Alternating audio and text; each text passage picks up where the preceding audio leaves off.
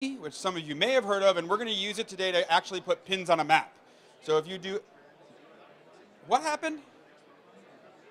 Don't start without you. You're going to get to hear that spiel again because we're broadcasting. Can I start now? 3, 2, 1. Okay, let's do that again. So I'm going to talk about Leaflet, a JavaScript mapping library, Java EE, which almost all of you have probably heard of, especially since you're here, and Mongo database, which most of you have probably heard of, but maybe not all of you. And I'm going to use those together to show you how easy it is in Java land to put pins on a map or to make a mapping application. And that may seem really simple and that you're not really interested in that, but if you actually think about most mobile resource management problems, like where are all my salespeople at this point in time? Or I'm a salesperson in the field, where's my nearest customer? Or I'm going to send out a fleet of people to go check telephone poles, that's pins on a map, right? And I'm going to show you how easy it is to build that application. So this is me. This is where the talk is live on the web, so if you want to take a picture of that, come back to it later. That URL will stay live for as long as I am alive, I think, maybe. And then this is me in the real world. This is me on Twitter, IRC, GitHub, Instagram, Ingress. Any Ingress players? No, see? I'm always shocked how few Ingress players there are. That's a 0 on the end, by the way, as well. Okay? So let's go ahead and show what's going on. The agenda is learn a little bit about MongoDB spatial. Right? So I'm going to be specific. I'm going to give a brief introduction to Mongo, but then I'm going to show off the spatial components mostly. I'm going to talk very, very briefly about Java EE, because there's tons of better talks here that are going to explain the concepts of what I'm using. You're going to learn a little bit about platform as a service, and then we're going to see some demos in code. Right, so the assumptions is you write Java code, you will ask questions. Those are the only assumptions. Can everybody meet those assumptions? All right, I thought that was fairly safe here as well. What's the scenario? We work for a vendor that sells those, where I come from we call them tchotchkes, but you might also call them like the little souvenirs that everybody throws in their drawer and never uses again. But you work for a company that sells those at national parks in the United States and Canada, right? And you've got a new promotion coming up, and your product manager comes to you and says, I need to do pins on a map for a check-in service by next week, right? And you're like, oh, okay, let's do it. So that's what we're going to be doing it to drive traffic to the stands. And we want FOSS free and open source because we want no lock-in, right? We don't want to build this one solution and then be locked into it forever, held over a barrel for large upgrade fees or maintenance fees, right? And it's due next week. So it's got to be done quickly. So at the end, this is what we're going to build. Uh-oh, I don't want to do it that way. Let me do it this way. You can this URL is live, by the way, so if you want to go to bit.ly Java EE map, this app will come up for you. It'll work on your phone, and it'll work on a browser, whatever you want to do. Again, it's bit.ly Java EE map. I don't want to get in trouble with the lawyers about, I didn't put JEE, so no suing allowed. And this is what it looks like. I've already got it open, but I'll prove to you I'm opening it again. And that's it. All right, so right now it's centered on Boston, and there's a pin for each park, right? There's Longfellow's house, National Historic Site. If you zoom out, it does a query and pulls back new points. And as you pan, and you wait for the network, so you can see that my service is quick. It's just the tiles that are OpenStreetMap tiles are coming back kind of slow. Right? But there's all the points coming back. Yeah. The mapping service underneath is OpenStreetMap. Right? So for those of you who don't know what OpenStreetMap is, it's the Wikipedia of maps. It's free and open source data, and it's done a great job of mapping all the world. So it's called OpenStreetMap. And the data is free. They have a free tiling service, though if you use it a lot, you should probably help pay for one of their servers. And again, all the points there, right? So that's the service that we're using, and that's what we're going to create by the end. So I'm going to cover a lot of ground in this talk. You can choose to, when I have put in too much information into your head, you can choose to check in or out during this talk however much you want, and then come back for the redder parts. First, I'm going to talk about NoSQL. How many of you have used a NoSQL data store so far? Only 2 or 3, right? So I find NoSQL to be such a high-level term, it's almost nonsensical, right? Because there's so many different types of NoSQL. Like when someone says, oh yeah, I do NoSQL. I do my stuff in the cloud with NoSQL. That's like they're a tool. So what I'm going to actually talk about is some of the different types of NoSQL databases quickly. So there's document stores. And the example, like we're going to do today, is Mongo database. There's also Couchbase. And the use case for this is documents, not like Word documents, but like a data document, storage and search. Right? So that's one type. Another type is key value. And the examples there are like Redis, Riak, and Memcache. And your data store is basically just a key and a value, and that's it. Documents can be complex and can have lots of different values in them. Key data is key data, and that's it. So this is usually used as caching maybe, or an object store. Like you might cache your entire website in Memcache, because it's very easy to say this URL maps to this stored page, and you just pull it out very quickly from the data store, rather than rendering all the HTML. There's also graph NoSQL databases, right? And the biggest example I know of this is Neo4j, and that's basically storing directed graphs or graph relationships in a database. So for the usual use case of this is that they use on their site is the matrix, right? And so in the matrix they do Neo, and then Neo loves Trinity. So they have a line between Trinity and Neo going both ways that says love along it. And then they do Morpheus, and Morpheus trained Neo and Trinity. So there's lines that way, and there's lines going back, and these are trainees, right? So that's a graph relationship, and that's what's in something like a graph database. Another thing that this is good for is very hierarchical data, right? So the data that you can walk down a tree on, this is really good for it. Data processing NoSQL, I think of these as things like Hadoop, Cassandra, and Voldemort. These are for large data processing is the idea with them. And then in the MISC category, because I just kind of threw it into the junk pile, is Lucene, Solr, and Elasticsearch. They are NoSQL, but they're not exactly like any of the others. It's mostly geared towards free text search. And then I know Stonebreaker worked on VoltDB. So Stonebreaker has worked on so many great technologies. I don't know much about VoltDB, but I'm willing to give it the benefit of the doubt because of Stonebreaker. So these are examples of NoSQL data stores. Everybody got that idea? From here on, I'm not going to talk about any of the others except for Mongo. Are we good? Everybody's good? Yeah, thanks, Andrew, for the... Okay, so on to Mongo. Now I can make this bigger because I don't have the weirdly formatted table. Okay, so remember I said it's a document data store? So a document is just a bunch of attributes and values. So you're all Java developers. Think of it like a hash map, right? And what that means is you can have hash maps within hash maps. And you can have arrays within hash maps and dates and all that. So that's what a document is, right? And it can be nested. So documents can be nested. And the reason why this is great, and the reason why Mongo is built in the first place, is they wanted to avoid joins. Joins are expensive if you have to do them. Sometimes I don't want everybody to always avoid joins, but in certain use cases you want to avoid joins. So an example of this would be Foursquare. When you're doing your check-in, if you have to do a check-in, if you have to do a user and then join against all their check-ins, that's a pretty expensive operation if you just want to give that back. If you store the user with all their check-ins in the same document, you do one query and you get back the user in one response, the user and all their check-ins, so you've avoided the join. And that's where a document data store can help. What do you think is the downside of this? Remember, you're supposed to ask questions or talk, so I'm holding you all to it. What's the downside of this part? Sorry? It's harder to query and check-ins? Not exactly. Why do we like joins?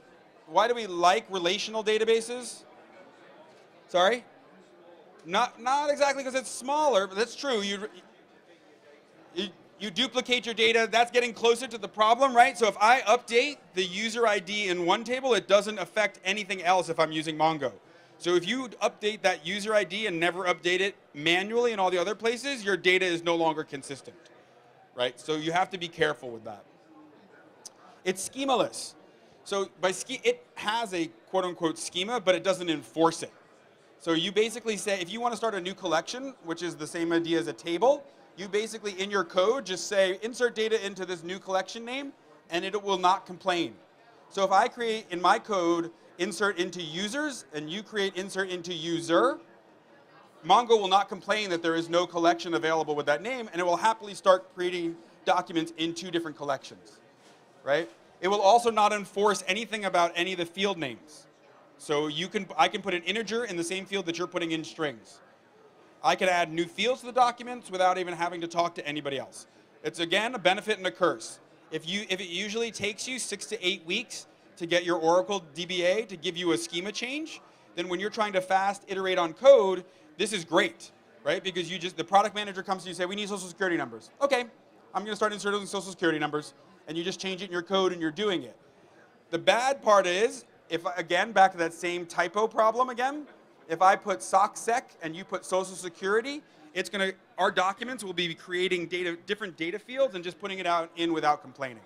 All right? So all these things you can think of as a blessing and a curse.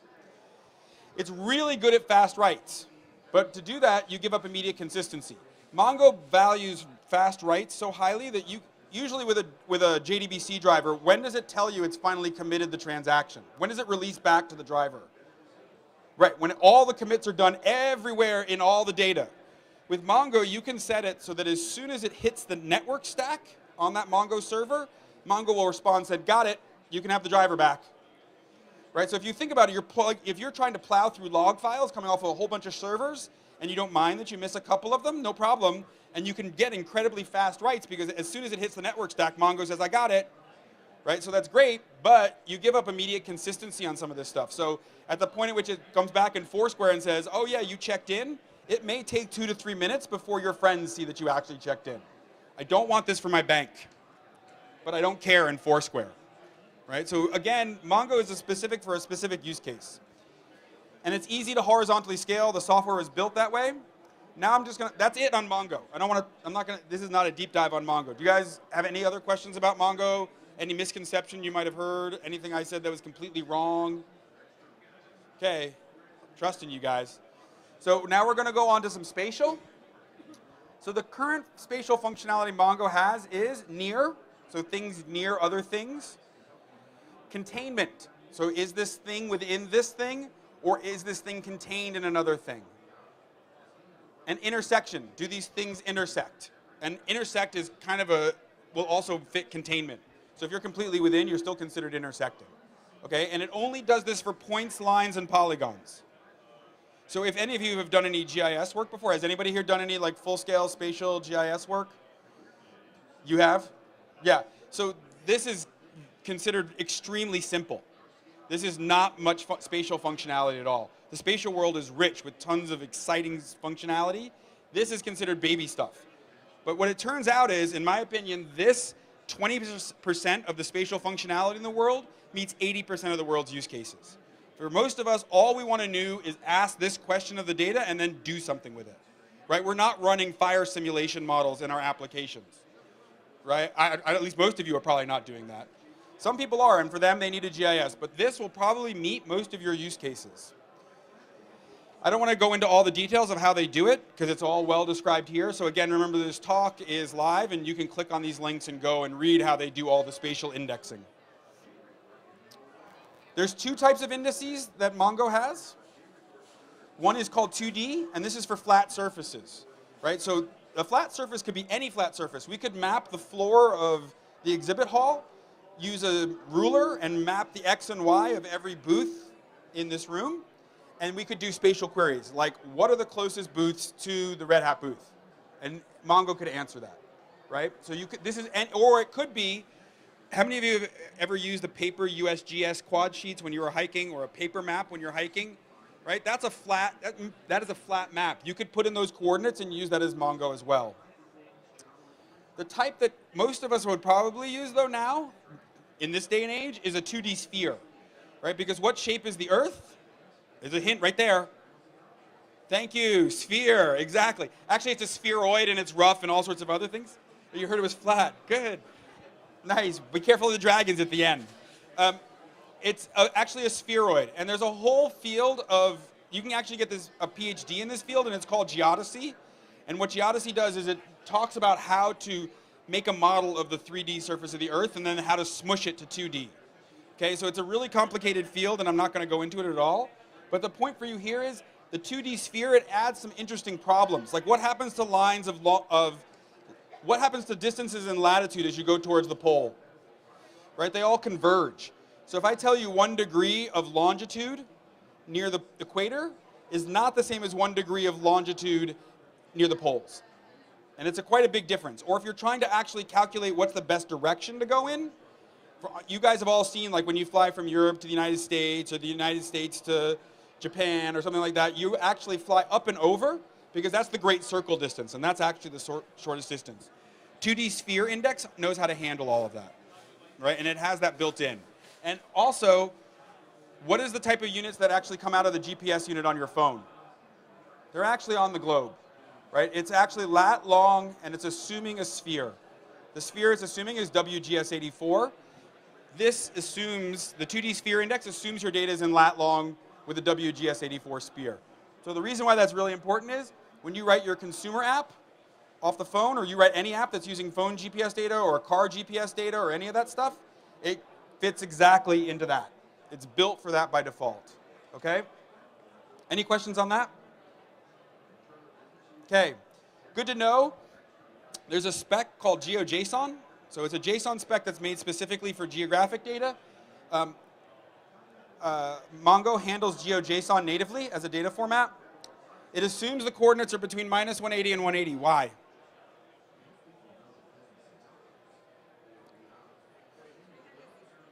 It's the 360, which the Earth, right? You can't get higher than or lower than 180 and -180 on the Earth. So it assumes that you're working on the Earth. If you do one of those 2D projected ones, you have to tell the index the new range that you want to allow it. So just remember, if you do a 2D one and you use a different range, remember just to update the index. And they have formula to convert between human readable units. Lat long degree, if I tell you 0.1 degrees is the distance between you and me, most humans can't do that, especially where you are on the globe, how that changes. Most humans can't do that in their head. There's a formula called Haversine, and they talk about how to do that, okay?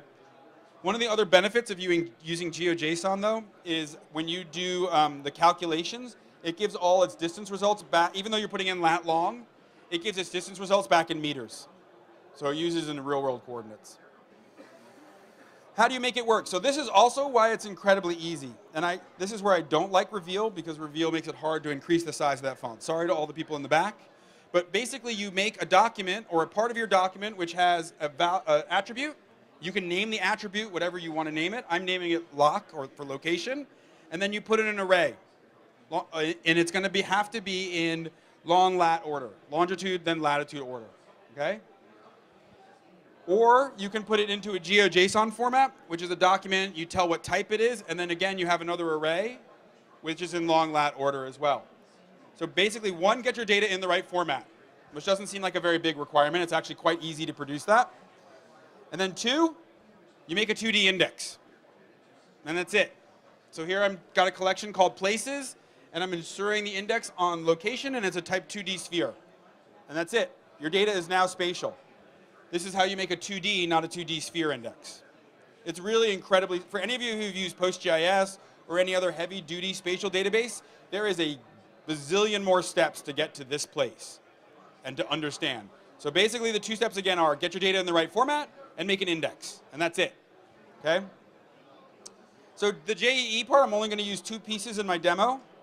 I'm using CDI. Does everybody here know what CDI is? Context dependency injection, right? Basically allows you to use annotations to inject your classes wherever you want to inject them. And I'm going to use this because the Mongo driver for Java actually has a database connection pool built in. So I want to load it once in the entire application and then inject it wherever I need to make queries. And then I'm using JAX-RS. How many of you have used JAX-RS? Okay, and you can vouch for how amazingly awesome it is for making REST web services. But when I first thought about doing this, I was crying. And then I was cheering because I discovered JAX-RS. First of all, it's not SOAP, which is awesome for web services. And it's super easy to use annotations and normal Java code to make a REST endpoint. And so that's what I'm using here as well. Okay, so Leaflet, this is all my back-end piece. Now I need to tell you how I'm building the front-end piece, and that's Leaflet.js. Quick intro, it's a lightweight JavaScript client library for making wraps. It works out of the box with OpenStreetMap as well as many others. So I showed you OpenStreetMap. It's mobile ready, so for anybody who actually brought the map up on their phone, it should have worked right away, right? So it's mobile web ready. And it has a rich library of plugins. So if you want some other functionality for Leaflet, like a heat map off of your points, it's built in right there. If you want to do clustering of points, it's built in right there. That's it for Leaflet. Okay, so are you ready to look at code now? I'm done with all the propaganda, all the talking about that, like slides. Any questions on the slides I've given? No, we're good? Okay, so let's do that. So here's my GitHub repository.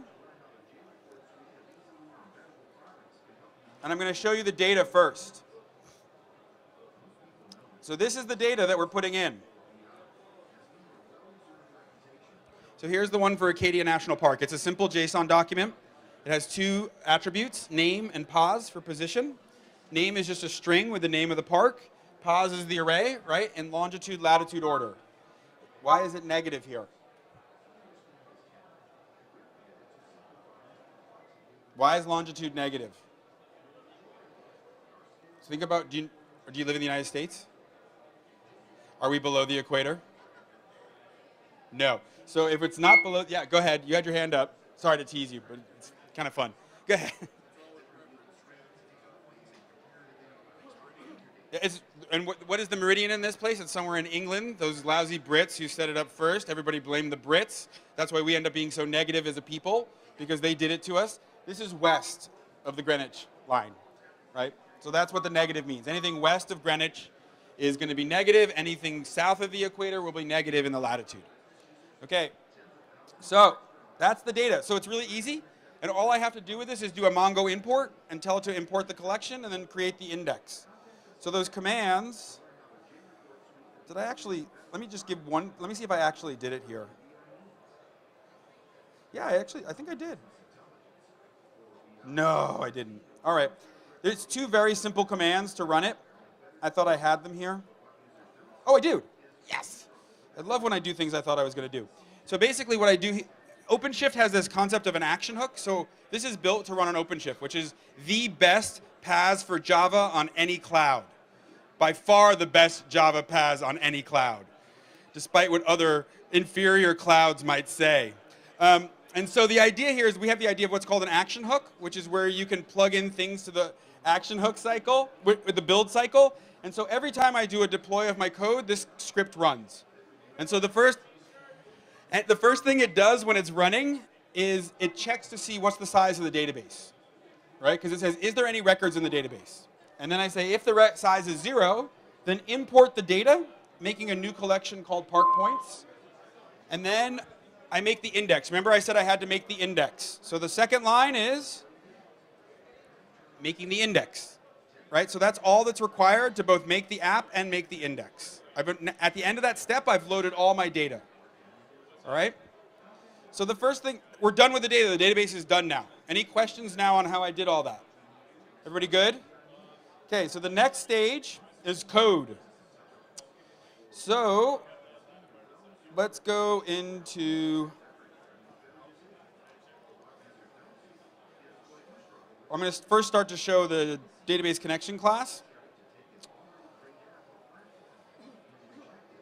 So the DB connection class, remember I said that Mongo already comes with a connection pool built into the driver? So I don't want to make my own driver. I don't want to use anything else. Basically, this class, it's named and it's an application scope. This is the CDI again. And what I'm saying is after the class is constructed, I get the name of the host. And I say, if the host is null, then I'm on localhost, right? This is an OpenShift environment variable. So if that environment variable is not present, I must be developing on my own machine. If it is present, then I'm going to do this call down here. And basically what I'm doing is I'm making the connection string. Then I tell Mongo to get the DB. And then I authenticate the user because we force authentication on OpenShift. It's kind of a common practice with a lot of Mongo people, at least early on, where they wouldn't force authentication, and we do.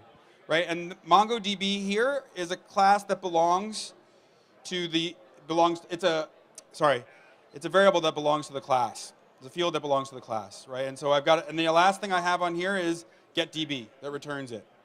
So now I've got my connection and I'm ready to do my work.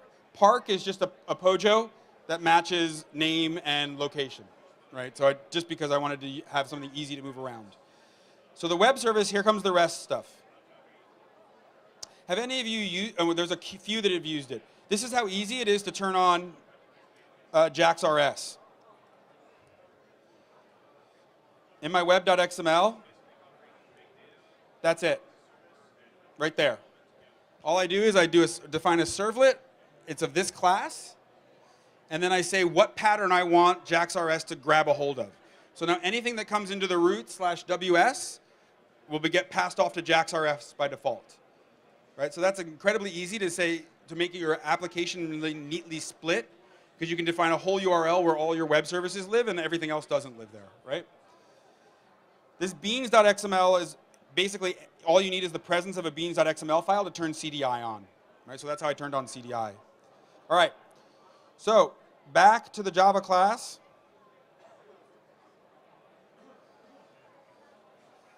There's only one class in here, and this is the Park web service.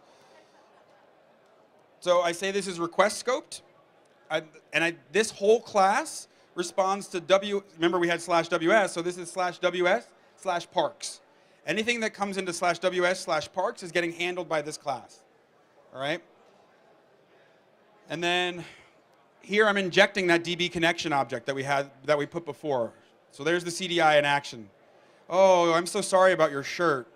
And so then the next thing I'm doing is this is just a little class that I use over and over again. Like I pulled this out because I do it over and over. It's how to process the data that comes back and make it into a JSON object. So here's the first one. Anything that comes in /ws/parks, if it's a get, I'm going to produce output application JSON. So this tells JAX-RS, take the Java objects and use the JSON serializer and serialize all the objects to JSON and spit that back out. And that also handles all the headers back to the browser or whatever, saying I'm giving you JSON. So get all parks. Here's my connection. I get the DB. On the DB, I get collection, the collection I imported, park points. I do a find. This is the same in Mongo as select star from. I find it all. And then while the cursor has next, just remember I had that process parks, just call that and make a JSON array. Cursor close, and then I return it. So what that does, if I go back to this, and I paste that in, and I do /ws/parks,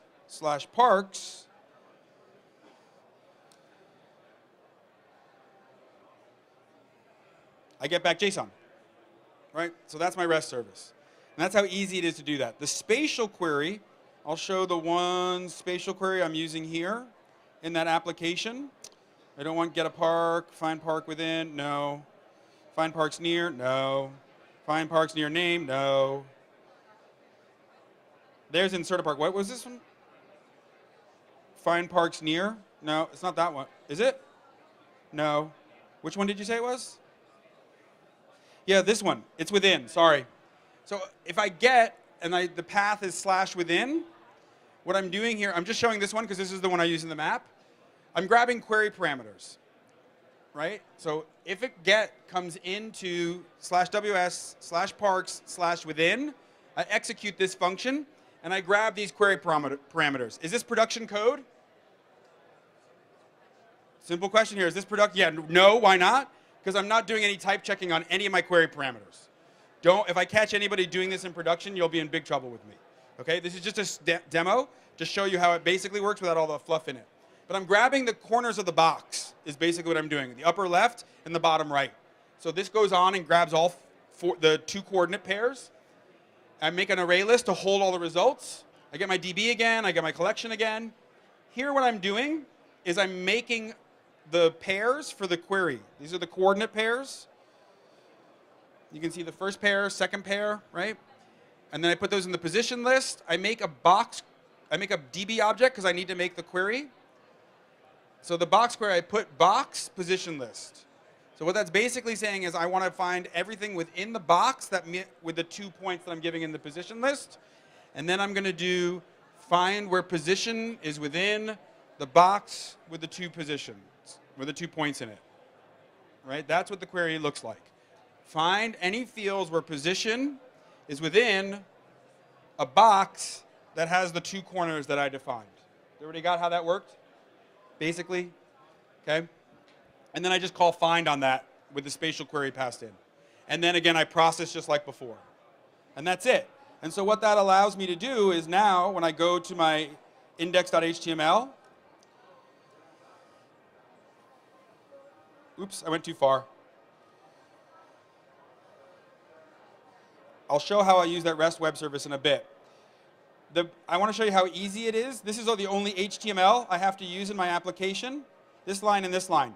The first one is the title that you saw on the page, right up there. The second line is I'm making a div for the map container. So this is basically saying I want a container to hold my map. And it's going to go right here. Then I grab some more, and this is all the JavaScript I need right here to actually make a map. So first I define a map, which is a map, and the view, this is where I can say what's the center point of the map and what's the default zoom level. So that's all I'm doing there. I say on a map, and I want it to be zoomed, I want it to be located here and zoomed in this much. Then I make a layer group because I'm going to put all my pins in that layer group. Okay? And then I have to define what I want as the tiles that show up in my map. In this case, we were using OpenStreetMap. So I define the URL. This is a well-known type URL once you start doing these kinds of maps that says pull the OpenStreetMap tiles in. The maximum zoom level is 18, so the most I can zoom in is to level 18. I can set that whatever level I want. And then the attribution is that text you see in the bottom left, right? And then I add that back to my container. Does that make sense, what we just did in those lines? Okay, so now I define a couple JavaScript functions, so events. So these are event handlers. Map on drag end. So whenever, notice when I drag the map, it redid all the pins. That's the drag end. When I zoom, remember when I zoomed in and out and it grabbed new pins? That's that event handler. And then another one on map when ready, get pins. So all three of these call the exact same function. It's just I want whenever you pan, zoom, or when the map is ready, go get some pins. Okay, and what pins does, here's the get pins, right? I ask the map, give me your boundary. And then I construct the URL, wsparks within lat1 bounds.getNortheast.lat, and I just fill that out. And then I just call a get on that URL, and my callback is pin the map. This is a little bit of jQuery for those who don't recognize it. This is a jQuery AJAX call. So that's the nice part about writing REST services. This could be, it's as easy to access from here as it would be able to from a mobile client as well. Right? I just make the call and I get back my JSON.